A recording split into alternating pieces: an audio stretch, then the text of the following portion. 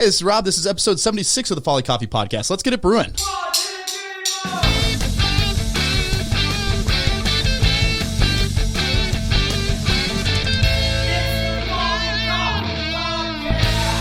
All right, this is one I've been looking forward to for a while here. I am here with Tony Querio, 13 plus years coffee experience, former head roaster, director of coffee at Spyhouse, 2016 U.S. roaster champion. You may have seen him in Daily Coffee News, Perfect Daily Grind, Roast Magazine, and now current founder and owner of Acorn Coffee Club, hot off the double-funded Kickstarter, and Silverbird Roasting Company. Yes. Welcome to the Folly Coffee podcast studio. Really excited to have you in. Thank you. That was probably the most generous introduction I've ever had. I think it's just right on the nose. No, even since the second I moved back to Minneapolis, just obviously the reputation of Spyhouse is fantastic, but I already knew of you before I moved back from just your, not only the 2016 Roasting Championship, but just reading all the publications, your name seems to come up more and more. And so I was very excited to learn that you were starting your own project. But before we get into that, I really met you at Spyhouse and don't know anything about your story prior to that. So I would love to go back all the way to the beginning of your coffee story and end up to where you are now. Yeah, sure. So I graduated college in 2007, which was not a great time to get a job. And I had not the most marketable degree. I had a biblical studies degree. Stayed in Chicago because I had recently started dating my now wife, and going home wasn't really an option. Wasn't going to get a job in a one stoplight town. Where are you originally from? Upper Peninsula, Michigan, small one stoplight. So you were from Michigan. You went to college in Chicago, and that's where you stuck around for a little bit. Yeah, so I stayed there. Needed a job that would pay the bills, and insurance was helpful. So I got a job at Starbucks, which ended up being the second largest in the city. So it's a really high-profile store in the Gold Coast. It's now been torn down, and it's a big two-story one. I was actually working on the floor when the tour came through to plan that out. So I worked there for a year. My wife, after a year, got a job offer in Oregon. So we got married, moved out to Oregon. Stayed with Starbucks at that time for about 2 years.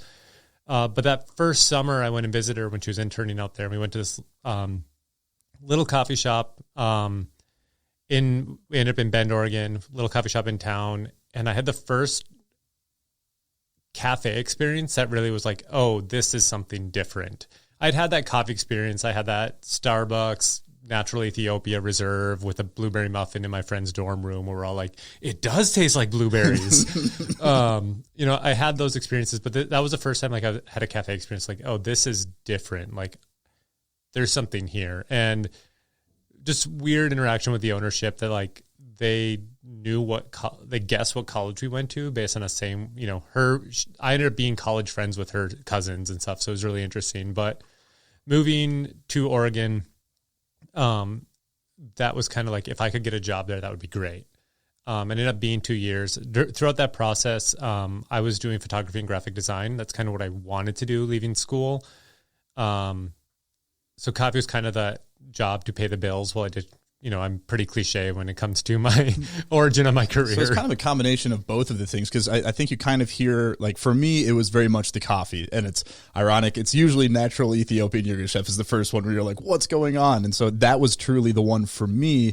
And you had the same experience, but it wasn't until you had the full cafe experience that it started to resonate on a deeper level. Yeah. I mean, I had been to cafes that, I was in Chicago. I was going to Intelli when they were, at the top of their game. I was going to, Dark Matter. Metropolis was doing excellent things at that time when Sean was running that program. And they're still doing great things, but, I was in a coffee city and those were the legends at that time.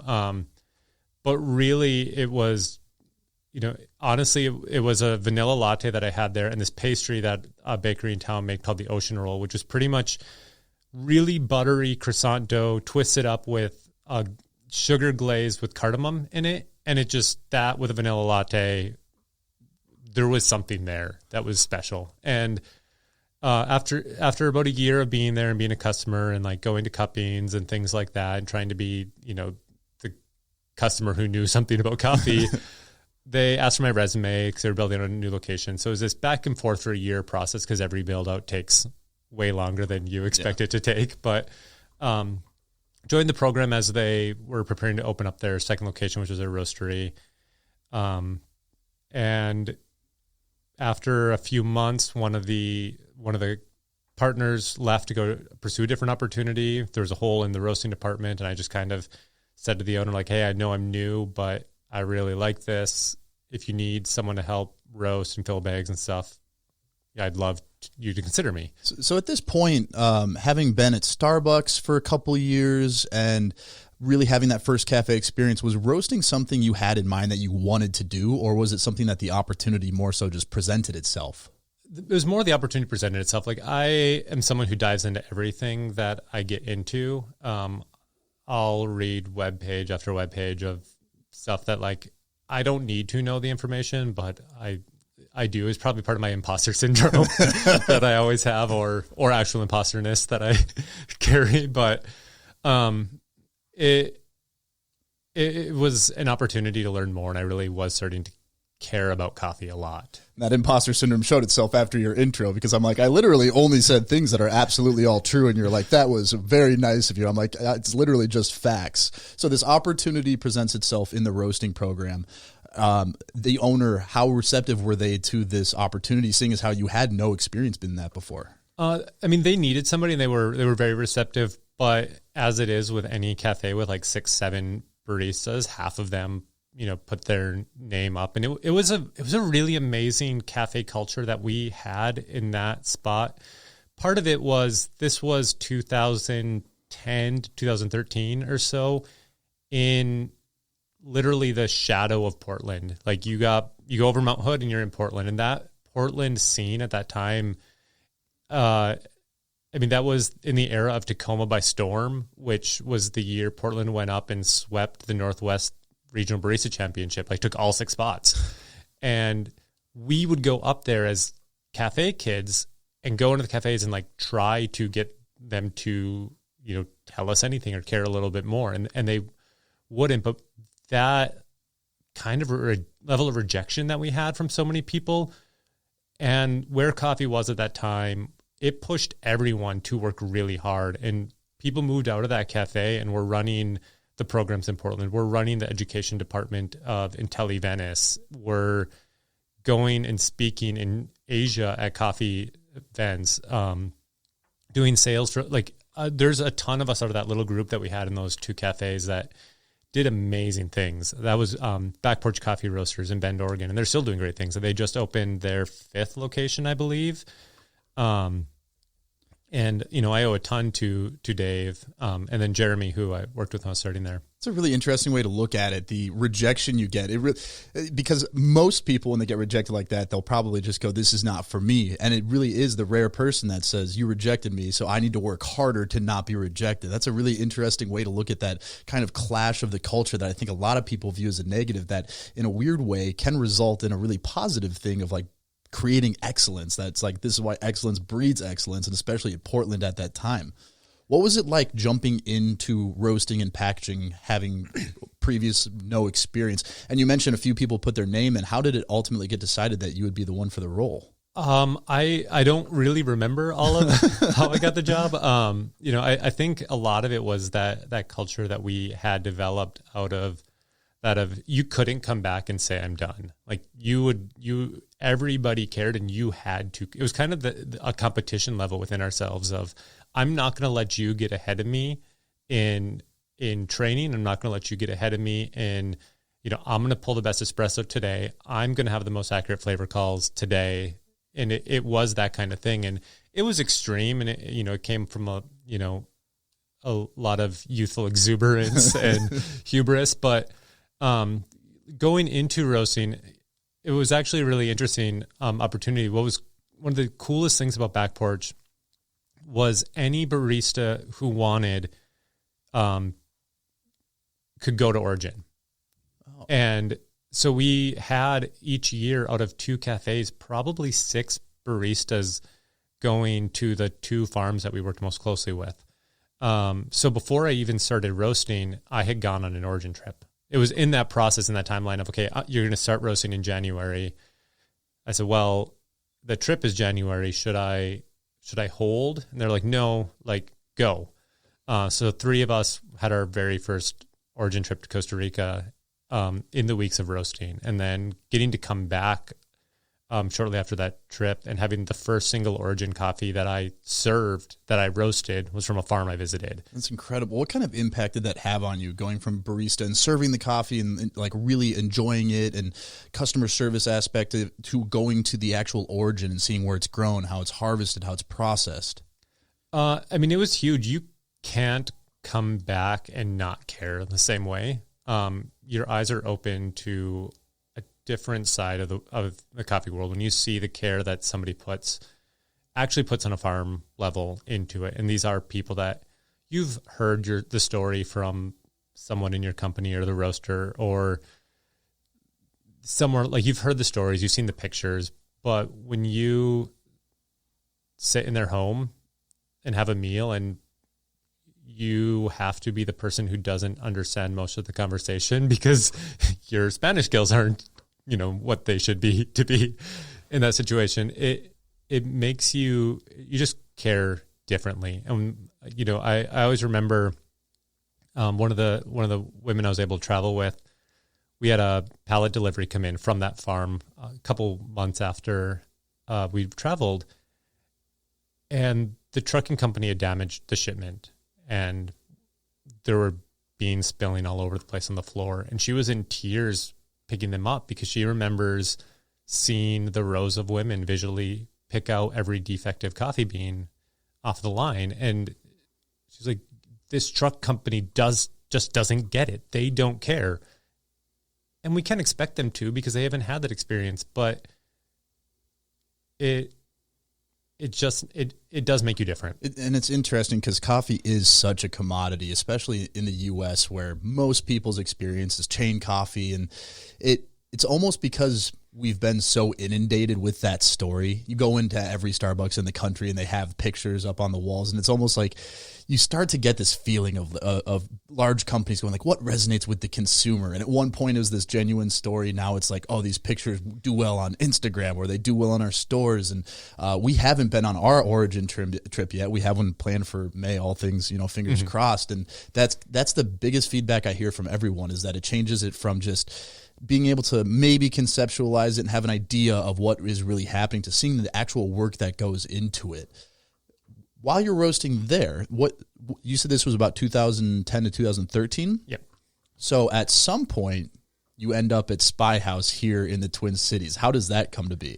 I was in the middle of a roast one day, and I got a message from some of those involved in the hiring process that said, hey, there's this opportunity that's coming up. We heard you might be interested. And it was actually, my name was put in by the guy who did my first barista training at Back Porch. He had gone off, started his own company, wasn't really ready to shut that down and, move here. And at that time, my wife and I were looking at moving back to the Midwest, be closer to family. We were looking at Chicago, and I remember being a little bit familiar with Spyhouse. And I remember going on the website and like seeing the cafes and the attention to detail, and kind of like thinking at that point, it was just Hennepin and Nicollet location, and seeing those pictures. And like, if I were to open a cafe, that's what it would look like. And it should, or that's what I would want it to look like. Yeah. I wouldn't necessarily be able to execute to that level. Yeah. And being able to do all that, this was 2013 when every multi-roaster started their own roasting program. And I was going to try and go into Chicago and do that. And just kind of having, like, looking at the opportunity and saying, okay, we have 3 cafes. I'm starting a roasting program for 3 cafes. There's little risk here. Like, for me to go start my own thing, we were self-sufficient on our own. Mm-hmm. And we were able to create a coffee program that was our coffee program that we could sell to other people, but we didn't have to create it for other people. And that was really fascinating opportunity to kind of get to do. And they went and hired a roaster, which a lot of the cafes that were, transitioning at that time didn't. They took their director of coffee and said, you know how to buy coffee, figure out how to roast coffee. There's so many things I wanted to recap on what you just said. That's why I kept trying to interject there. It's like, one, I think at this point, everybody like thinks of Spyhouse as, oh yeah, Spyhouse Coffee. They've always roasted their own stuff. And it's like, no, if I'm remembering correctly, it was founded in 2003. So it was around for 2000. So it was around for 13 years before ever roasting their own coffee. So it's been a cafe multi-roaster concept serving multiple different roasters coffees longer than it's actually been its own roasting program. So at that time when you came in, that hadn't happened. And then that other part that you say is so many places seem to just be like, hey, you buy coffee and you know it, you should be able to roast it. And it's exactly what I ran into when I was starting Folly. It's like, I'll just learn how to roast and I'll be the head roaster. I did that for about 6 months and I was like, this is going to be a 5-year process if I'm going to be comfortable doing this. And the thing I hadn't considered is that it is interesting that like 2 or 3 cafes is probably this threshold of it's enough volume to warrant its own roasting program, where it can be completely self-sufficient. That's an interesting way to look at it. And I think a lot of cafes have one location. They're like, let's start a roasting program. But then there's this pressure of we need to make this investment into our own facilities or our own roasting program worth it outside of just the volume versus 2 or 3 cafes. That volume break and profitability versus sourcing coffees from other roasters makes it self-sufficient. So you don't have that risk. I'd never really thought about it in that way. It's really interesting. Yeah. And I mean, I had experience, but I had never signed a green contract when I started. I mean, I learned so much on the job. I mean, it was really a trial by fire. Even when we launched, that was the first year that the the Regional Barista Championship was in Minneapolis, and it was 3 blocks away from our roasting space. And we were scrambling to get the roaster installed and get up and running because we didn't want to not be able to show our coffee that week and, have it the week later.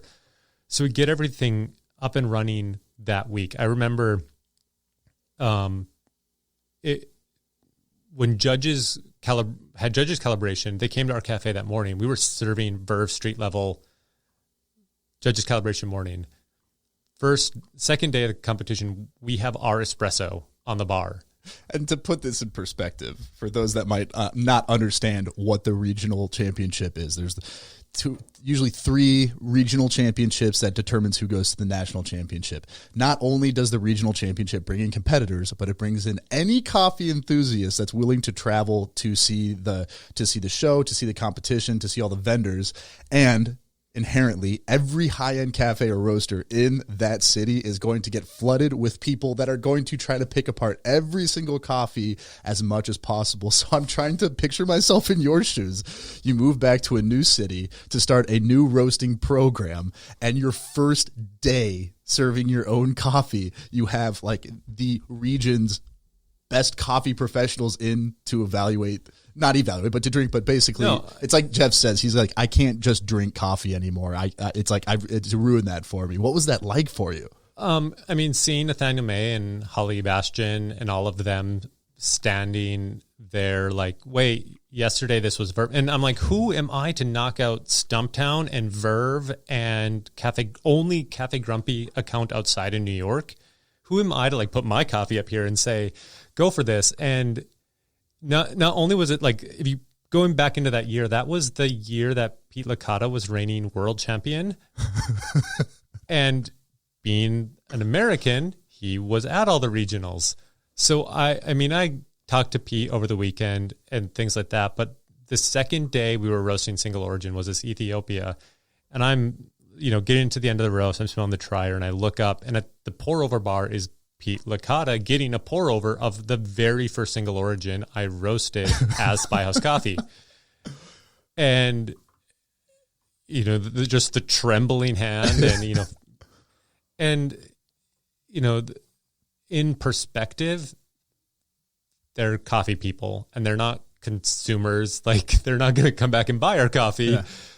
But the customer matters so much more, but just as I'm trying to figure out who I am as a head roaster and trying to make my product good enough for people who know what is good from a world judge stage, that was really intimidating. And what was the feedback or reception like as they tasted the coffee and you inherently probably ran into a lot of them throughout the week or weekend? Yeah, everyone was, incredibly excited and encouraging. And, I think I see where the coffee has come through that program while I was there. And, the amount that I grew as a roaster in my understanding of how coffee works. But I still think like if I could go back, I would probably be pretty happy. That's good with it. But, also coffee people are great and encouraging. And, especially when you're up at that level, you understand that people have preferences and differences. And, really at the end of the day, they were trying to come in and get coffee before they started their job. They just wanted a good cup of coffee. Like they weren't there. Like they wanted their first cup of coffee so that they could go spend the rest of the day evaluating coffee. Yeah.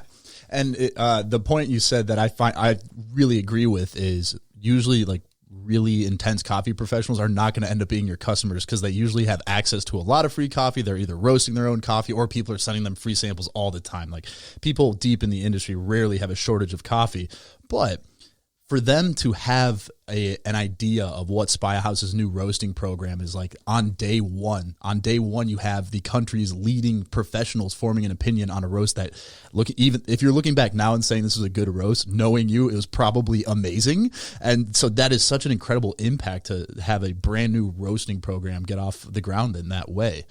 And what year, so that was 2013 that you started roasting at Spyhouse? Yes, that was 2013. I mean, all that goes to the level of excellence Christian expects in those cafes. And he would not have allowed us to not execute. One of the things I would say in training to people is it may sound silly that we have a way to wash dishes and teach you how to wash dishes. You probably been washing dishes for a good number of years of your life when you start working here. But he has been washing dishes in his stores at that point 13 years. And if he hasn't figured out the way to not break plates, he's doing something wrong. So there was a right way to do things. And that was kind of instilled in from the beginning. Now, to go from starting the program in 2013 to winning the U.S. Roasters Championship in 2016, was competition that right away you started roasting, was that always in mind that this was going to be something we focus on? Not in the roasting competition. I had already done one. I mean, that was the era when it was kind of the expectation that you do barista competitions if you care about coffee. It was a very cultural expectation kind of in the where it's like if you don't compete you must not care that much. Coffee was in a weird spot then. So I'd already done Regional Brewers Cup. I actually was intending to compete my first year here. We were like, well, we're rolling out as a new company, we need to have presence. But the fact that we were doing first week's roast, I could not compete. Yeah, I think that's probably a good idea for your own sanity. I did Brewers Cup the second year, and I made it to nationals. Incredible. And was that second year here? Second or third year here, I competed, made it to nationals, and that's when I entered Roasters for the first time. Because at that point, Roasters was only on the national stage. I'm like, well, I'm already going to Long Beach. I'm already roasting coffee for Long Beach. And Joe Morocco's like, you should just do it. And Joe tells you should do it. It's like, okay, we'll do that. And because of that, the years kind of get blurry, but I feel like there were years where things like Anthony Auger, who now is down at, he just changed companies, and I'm blanking on the name where he's at now, but Anthony Auger had taken second in nationals and Brewers Cup the year before, and we were at Roasters Guild Retreat together our first time, and we became friends, and I adopted some of his Brewers Cup stuff, and we kind of became friends going on. And then my first year in Roasters Championship in Long Beach, I had done horribly, like possibly last place. I remember they were counting off everybody in order of, your coffee's blinded and you don't know what server you're doing. I'm like, I count down the line. I was like, 7th. That was the one that I hated. Cool. That was the one that I remember like being disgusting. That was my coffee. Cool. And I was going to be done with it. And a friend had taken second place that year, and some stuff had happened that was frustrating why he took second. And I was like, well, I'm gonna give it one more go. I was already, it was at SCAA, so I was going to be out there. I'm like, well, I'll give it one more go. Joe pushed me to, compete again. And there was this little bit of like, I want to get it for Clancy. And yeah, so I entered the second year. I remember I was volunteering for the Roasters Guild exec, sitting with Jen Apodaca, receiving entries. I was talking with Jen. I was like, yeah, my coffee's garbage. I don't think I'm making it out of the first round. And I remember when I ended up winning that year, Jen and Nathaniel May like charging at me to give me a big hug, and Jen fully pregnant laughing at me for like, you didn't think you were going out of the first round and you won it. So it was, I've learned whenever I think I'm not doing well to pause, and when I think I'm doing well, to really pause. Yeah, it's easy to get really deep into it and hypercritical of yourself. And unfortunately, that seems to be a common trait of a lot of people I've had on the podcast, that the people who are really great at what they do are never really happy with what they're doing. And when they are happy, it's like, oh, what am I doing? Like, what am I not thinking about? Why am I comfortable right now? But when I've been most happy with when I think I have it in the bag is when I've tanked, because, and it shows a learning process and everything in that, but it's kind of been a routine thing of every time I think like, oh, this is going well, like I think I can knock this out, is when I fall on my face. And yeah. It's so interesting how that happens. So you win very unexpectedly in 2016. What was it like when you come back? Because obviously in the coffee community, this is like the biggest stage and is a huge deal to everyone in the coffee community. Was this something that was like became known in the Twin Cities or Minnesota, that when you came back that like, hey, Spyhouse has the national roasting champion? People in coffee knew, but I didn't have a single news interview. It was very weird. Isn't that weird? And I mean, that's like, I know what it means to win that. I played a game and I won the game that week. And it is a big deal in, that sort of thing, but it's a game. There's a score sheet. You're looking to fill out the score sheet. And, but if you don't care, I mean, it's one of those things like, when I was back working in the cafes and stuff, you talk about like, I wonder how many celebrities come through here every day in, whatever their interest level, whatever their thing is, where somebody else would freak out, but I have no idea who they are because I don't follow their world. That is such a cool thought. I love that, because that is the biggest thing that we're like the coffee community. When I first got into it, I was insanely into beer. Like I was going from advanced Cicerone, like I was insanely into food and beverage and all things food and beverage. And I knew not a single thing about, I was still drinking whatever was the closest shop. And so when I had that first cup, it was like, wait, this world exists? That's such a funny thought of like, how many people do you encounter on a daily basis where someone would be like, oh my gosh, this is a legend. And everybody else is like, I don't get what you're saying here, but okay.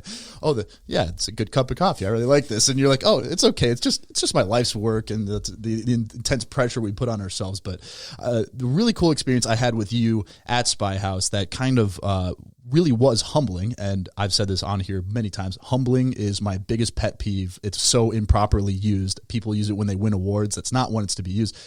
When we started to potentially form a partnership with Phil Terra on the cold brew side, bringing Brandon samples, and I was the one bringing them to you to kind of evaluate, and sitting with your team and how intentional you were about not only how does it taste, because most people taste like, oh yeah, this tastes good, we could use this. It got down to the level of, should we brew this at a dilution or a ratio that it should be enjoyed over ice, or should it taste perfect on its own? And that conversation, I go, this is a level of detail and intentionality that I had not experienced before, and was so cool. It's something that I think a lot of people can perceive as like this is a lot, or this is an uncomfortable conversation, but that is what it takes to be like known on a national scale or develop a reputation for like excellence in what you're doing. And that was just an experience for me where I went back to Brandon. I was like, we just had a half-hour conversation about like what concentration this should be. Should I remember it because it was like we are not going to make a cold brew to be enjoyed in a plastic cup in a hot car. We're making it to, and I was like, this is so cool. I was like, this is why I got into coffee, which was just awesome. So this past year has been really cool for everybody. But been great. The pressure makes diamonds. And if there's one thing that I got excited about is when I heard you're starting a new project. Explain kind of the inception of Acorn, how long of a planning process, the method behind the business, because I'm really, really fascinated behind your business model because I think it's really smart of separating out Acorn Coffee Club and Silverbird. It was even something when I saw Silverbird pop up, I was like, oh, another roasting company. I haven't heard of this one. I was like, oh, it's Tony again. So I would love to hear when the idea first came and like, was this something you always planned on doing? As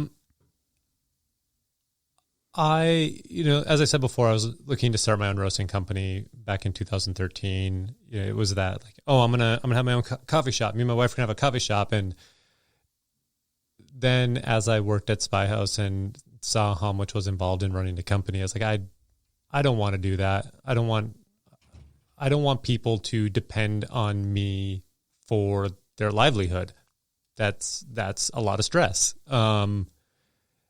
But as things, as my career developed and my role at Spyhouse morphed, it really was becoming more of that, where I was running a department and I was responsible for much more administrative functions. And it became something that's like, well, at this point, I'm doing a lot of that, in my own microcosm of the company, I'm doing that. But I became less afraid of it. I'm still terrified of it. I mean, I don't have employees yet. But really the inception to Acorn kind of came. One of the most influential baristas that I worked with at Back Porch back in those days was very minimalist in all approaches. And I remember him saying that we should see coffee as a luxury because it is not essential. And if it is not essential, we must treat it as a luxury. And if it's going to be a luxury, we must get the best that we can. And that kind of concept has always played into a driving factor of how I approach coffee of this is not important. We can live without coffee. So if you're going to approach coffee, if I'm going to work in something that is a luxury, then I need to make it the best luxury it can be. And that has ethics beyond just what it tastes like. That's not just the pretentious coffee guy saying it needs to taste the best, but how we go about it and how we treat the people that we're working with as we do it. And really the foundation of kind of Acorn came from as I grew more in my understanding of coffee, having worked so much with micro lots, but then seeing the other side of it of the community groups and lots and having coffees that really could go either way, that this community group was putting out coffees that were better than some of the micro lots that you were getting, or this micro lot was amazing, but it wasn't really small enough to isolate out. Mixed with the approach we have to coffee's always been marketed as this is special, and this is special, and this is special, and this is special, and this is more special. And we give all this information about all these coffees to prove that we know the background of the coffee and that we've done it ethically, but that doesn't mean anything to customers. But we have all this stuff as marketing that we tell them, this is the story of the coffee before they even drink the coffee. And there's no clear staggering on a customer's perception within one company's portfolio of, hey, we are buying different levels. And, one is going to be, we're going to have single origins or micro lots that are going to kind of sit side by side. But then we have this reserve series. We have this Gesha that comes out that we can say that's super special, but there's nothing in that middle. And the first time I remember really expressing it was on a trip in Guatemala in a group that we had worked with at Spyhouse for a few years. And I was with one of the importers, one of their salespeople that was representing us, and we were talking to the roof one night after a party, and I kind of explained this concept to them that had been spinning in my head and really developed on that trip of, like, Rob, you were a beer guy. Yeah.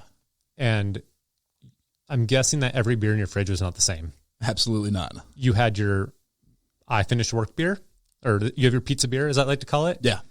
And then what did you have Friday night? Or what did you have when the friends came over? Or what were you really excited as a salesman to show to somebody, like, this is our portfolio? Like the 750 milliliter or like the 22 ounce bomb, or just like not your insane $30 barrel age, but like, hey, this is a new one, new approach. You usually have something unique and different that you kind of want to say, like, hey, I know about this. You should check this out. Yeah. And whiskey drinkers, like, you're going to have your single barrel, but you probably got something like, in your $20, $15 bottle. That's good. It's really good. It's not the same as your $70 bottle, but it's good. It's very good. And that's really what the concept behind Acorn is we're going to send you 10 ounces. This is your daily drinker. This is the stuff that you can have every single day and you're going to be happy with. But wait till the weekend when you have your little 2 ounce bag, because it's from the same place. And, because we're dealing with COVID restrictions and how they affected Origin, on this first launch, I'm not able to get it from the same community group, which was the intention, but just micro lots are not in existence in the same level.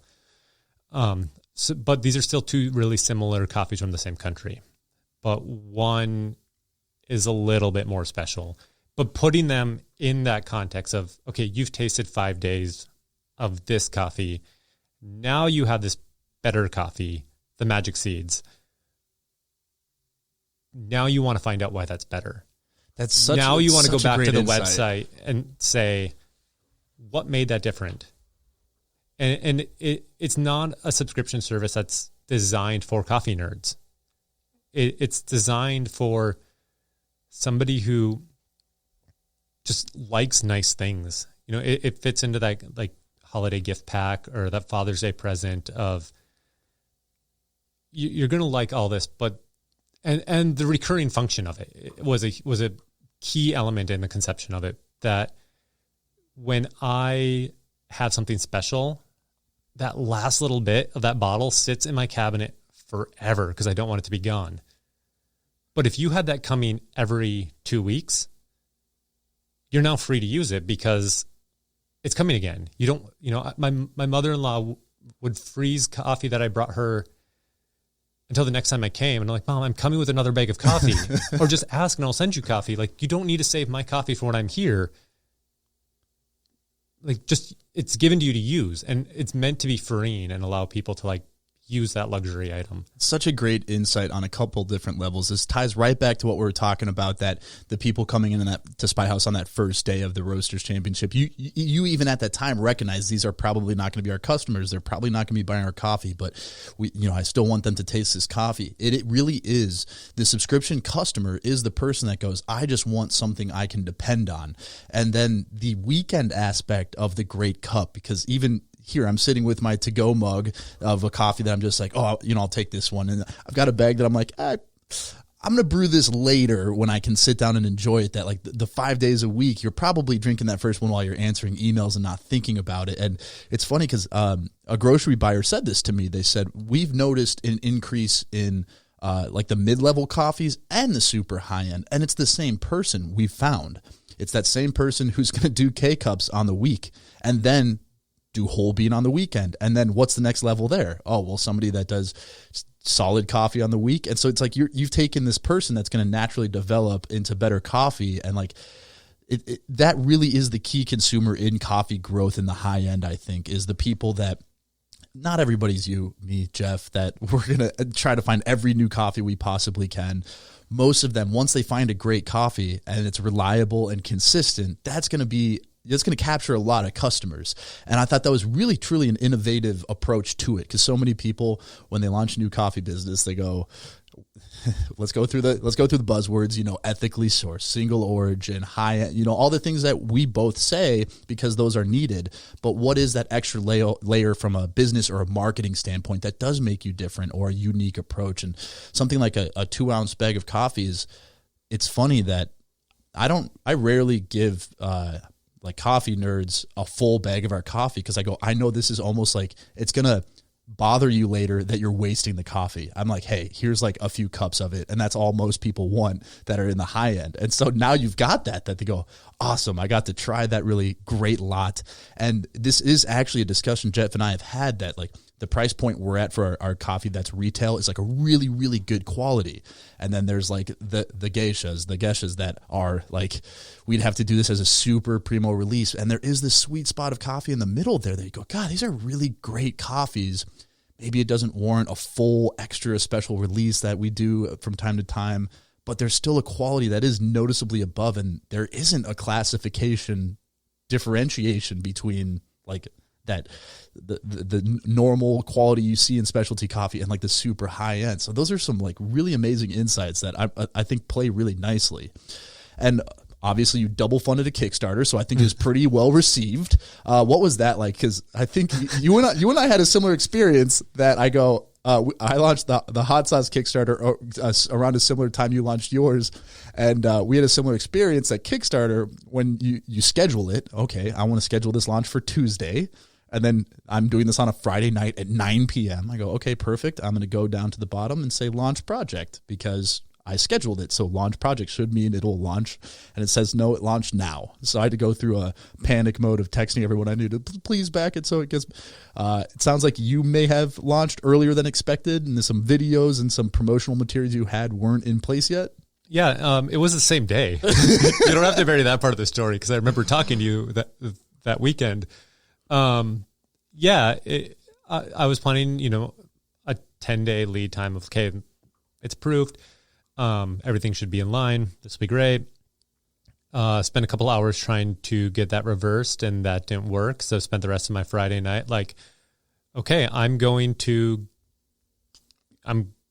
the website's got to get done. Everything kind of came together and then Instagram post, Tony's doing something. And I had kept it, there were people I had told along the way, but no one knew anything was really launching. And then not the ideal time of Friday night.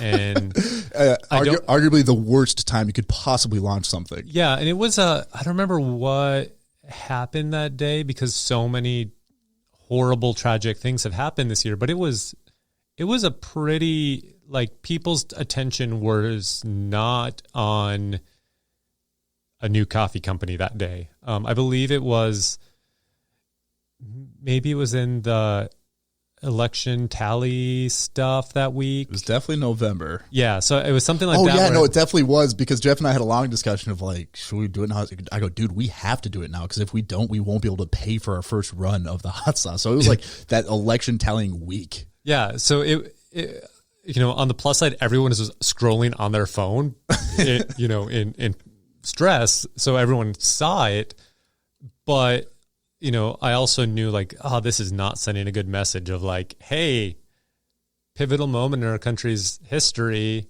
you should enjoy it with a good cup of coffee. Like, stop what you're doing and go buy coffee. But the reception was great. People were so positive, and old coworkers and everyone sending messages and support. It was really great. And, we pulled some magic to hit that goal in 24 hours and then insane. There were some cards up the sleeve that we played, but, we got that thing funded in 24 hours and then we're able to double fund it. And, it's been fun launching that. And, now all the merch is coming in. The last piece is shipping this week. When I was in high school, I said the other day, when I was in high school, I would play in basement bands and I would spend more time drawing the logo and like designing t-shirts and stuff that were never printed, but I didn't get that that's what I should be doing. And then leaving photography and graphic design to go into coffee, and because my attention was split between the two, and I was just like, I'm going to put this on pause. And then this whole coffee thing took off the way it did. Being able to go back and design my own brand and packaging and shirts and hats and pins and stickers and all these things that like I had wanted to do for years, like getting to hold them. It's been pretty wild. Yeah, the branding's so good. It's like it's so clean and it's like retro, but not like, but modern somehow at the same time. And just I'm a sucker for really good fonts. And like the second I saw, I was like, oh, that is a really great font, and just like everything about it's so clean. And so like all the social media, the graphics and everything, you're doing that as well. Yeah, I'm literally like doing everything. That is such it's been a lot of hats, and it's been, you know, one of the things I've learned as a new business owner that you'll laugh at me for is the constant oscillation of I don't know what to do right now to I have a million things to do right now. Yeah.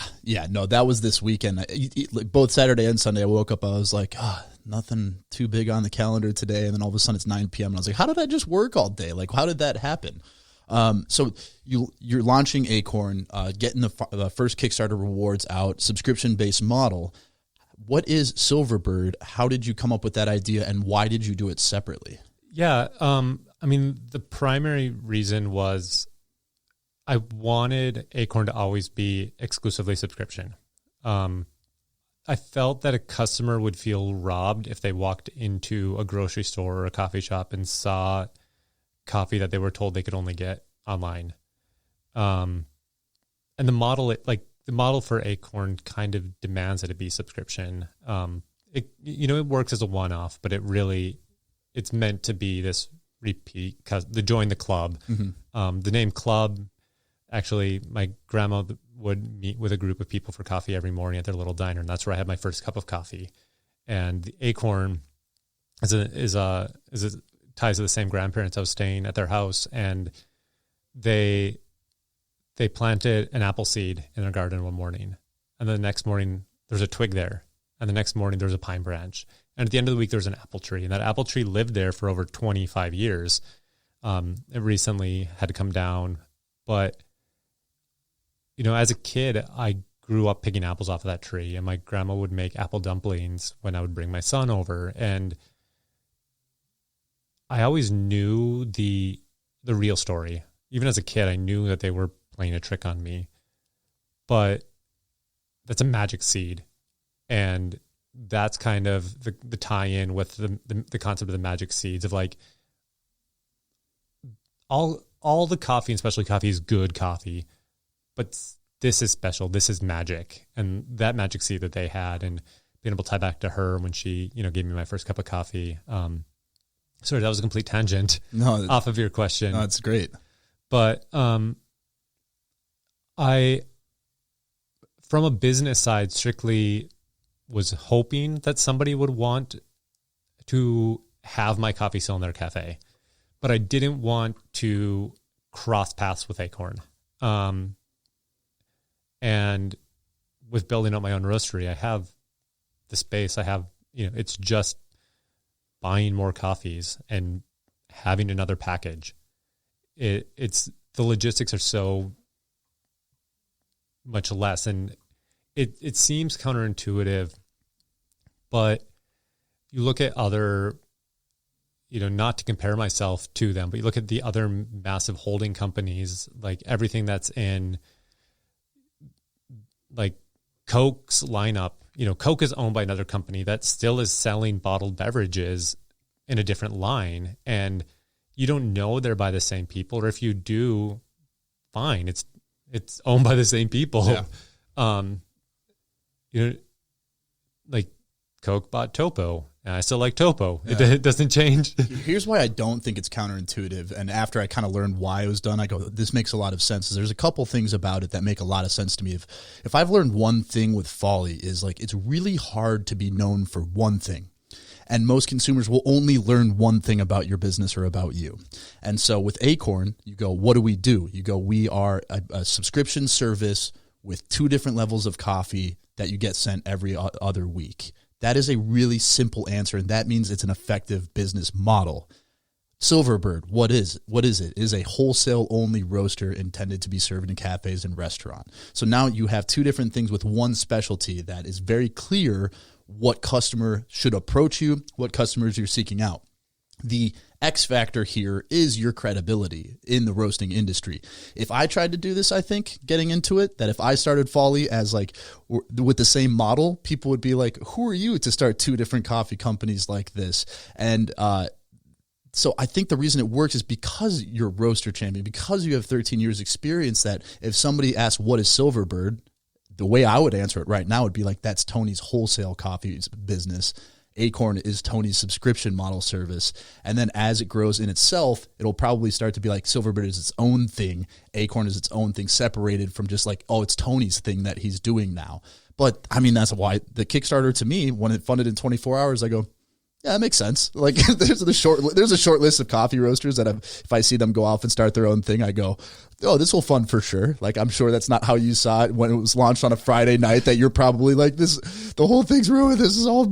Everything's bad. And when you were like, I accidentally launched two, I was like, well, I'm screwed for the hot sauce, but you'll be fine because it's a Tony led coffee company. You did 200%, didn't you? Yeah, we did too. So it's funny. I think imposter syndrome is something that is prevalent with a lot of people. And you beat me on numbers. You had more total subscribers. Unfortunately, the total packages was way higher, which is why the past month for me has been absolutely. There are like, I think I'm going to do a whole separate episode on Kickstarter because there's like 20 different things I would have done differently. But when I saw that happen, I was like, yeah, of course. And so it might seem counterintuitive, but I think because of your credibility, I think because being known for one thing is so important, that it makes a lot of sense to me. And like Philterra, we did as a separate cold brew business, and people would be like, why would you do that if you already had this business built up? And you go, because we wanted to be known for one thing, making the best cold brew. And that allows us to work with multiple roasters. And that business works because we're known for one thing. And so I after I learned about the business model, I was like, this actually makes a lot of sense. And looking at Folly, sometimes it is hard to answer. Like, what is it? Well, it's like, you don't want to give the answer like, we can do it all, because then if you can do it all, do you do anything perfectly? And we're working on that and kind of how we approach these things and kind of sharpening the online side versus sharpening the wholesale business. But I've got my order in for the Kickstarter coffee. Can't wait to get it in. I know you've been roasting with Jeff a little bit over at the facility in St. Louis Park. And every time you leave, he's like, dude, yep. He goes, just like little insights he gets. He goes, that type is very valuable. And both he and I just have the deepest respect for you and what you're doing. And I can't wait to see what happens with both of these businesses. Really, I think that's a great place to end there. Anything you want to plug? I've got notes here about just like, I'm obviously the websites, the Instagram handles, anything you also want to plug to be sure to include in the show notes. Not a whole lot. Amongst those other things, I've also been doing a little white label roasting. Okay. So if you're in the Fox Valley area, Lawless Coffee, Stefan, who works there, has been a good friend for years in coffee, and he's working towards his dream of having his own roastery. So we're kind of partnering together right now, where it's his coffee company is Lawless Coffee, but I'm doing the production roasting for it and shipping that out to him. And yeah, it's been fun. Like, that's kind of the idea with having my own roasting space is, I have my brands and I can do my own thing. But there's still room here, and kind of just building some. Really, the whole concept is it's a space to build things. Hopefully, we reach a point where we have employees who get their own ideas, and we can be at a spot where, rather than them having to go off and do it all on their own, that if they choose, we can work together as a team and say, okay, we have our companies. If you want to do it within the companies, we can work out an arrangement that works for everyone. But now, instead of you having to go and build it all on your own and figure it out on your own, you're going to take your project and you're going to do it with us. And now we have Acorn customers that will know about your product from day one, and you have Silverbird customers who will know about your product from day one. Because being in coffee for 13 years, that's all I saw was people reach their capacity and have to go do it on their own. And I'm new at this, and I'm idealistic, and I know that I may not be that kind of boss that anyone wants to do that with, but trying to build it from day one, that is who we want to be, is a place that we create things that can create other things. And that's such it sounds easy in theory to say, yeah, of course, but as a business owner, it's almost easier to get caught up in you want to go do your own thing? All right, good luck. Like, because I think most people who want to go off and do their own thing, it's not the intention of, I'm going to do it better than you. It's just, hey, this is something I want to do with my life, and to be able to take that. I've told Jeff the same thing. I go, look, man, there's going to be a point where you're either going to get a sick job offer, or you're going to be like, I'm going to start my own thing, or whatever it may be. I go, if there's a better opportunity than what I can provide you at Folly, take it and like tell me, and I'll be the first person to be like, hell yeah, let's do it. And then hopefully Folly's a business that enough people want to fill that spot or want to be that. But it's like, obviously it's an easy thing to say, but thinking of him being like, I'm going to go is like, so it's like this weird combination of emotions. But to be able to be upfront about that, I think is really important for people to not only feel like comfortable in what they're doing, but to know that there's like not this pressure of like, I made you, or like I've done this. And I'm